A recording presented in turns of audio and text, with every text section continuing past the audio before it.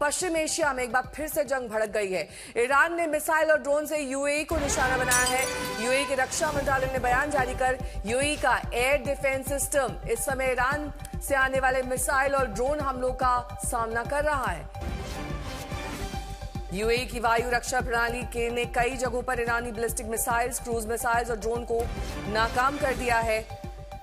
UAE के रक्षा मंत्रालय ने कहा कि देश भर में सुनाई देने वाली तेज आवाजें मिसाइल्स और यूएवी के खिलाफ जारी है सैन्य कार्रवाई के कारण है।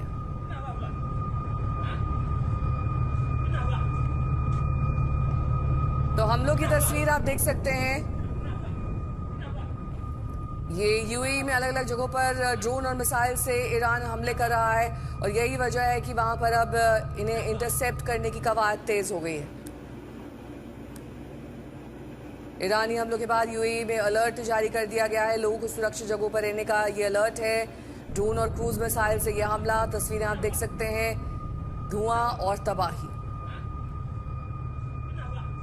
फुजेरा यूएई की ये तस्वीर है। प्रणय उपाध्याय मेरे सहयोगी जुड़ गए हैं तमाम जानकारी के साथ। प्रणय, एक तरफ तो संधि की बातें हो रही हैं, कहा जा रहा है कि बातचीत प्रोग्रेस में है ईरान और अमेरिका के बीच, और इस बीच ईरान यूएई को टारगेट कर रहा है। क्या वजह हो सकती है इसकी?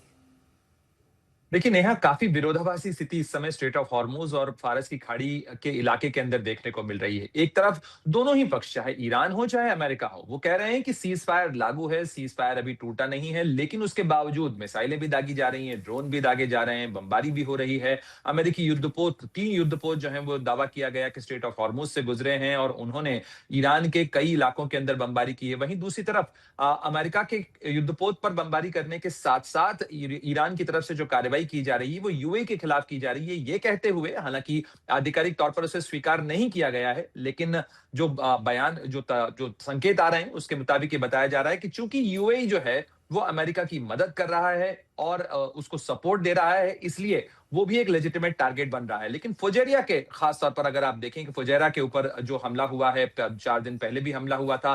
फुजेरा वो जगह है जहां धन्ना से फुजेरा तक की जो पाइपलाइन है, जो कि ऑयल सप्लाई का एक अल्टरनेटिव रूट बन सकता है। यानी जाहिर तौर पर ईरान की कोशिश है उस ऑयल सप्लाई के रेस्टोरेशन पर दबाव बनाने की, जिसको लेकर एक कोशिश और कवायद चल रही है। साथ ही प्रोजेक्ट फ्रीडम के तहत राष्ट्रपति डोनाल्ड ट्रंप चाहते हैं कि स्ट्रेट ऑफ हॉर्मुज जल्द से जल्द खुल जाए, क्योंकि यही उनके लिए इस समय सबसे बड़ा सरदर्द भी बना हुआ है और सबसे बड़ी चुनौती भी। बहुत बहुत शुक्रिया इस तमाम जानकारी के लिए आपका।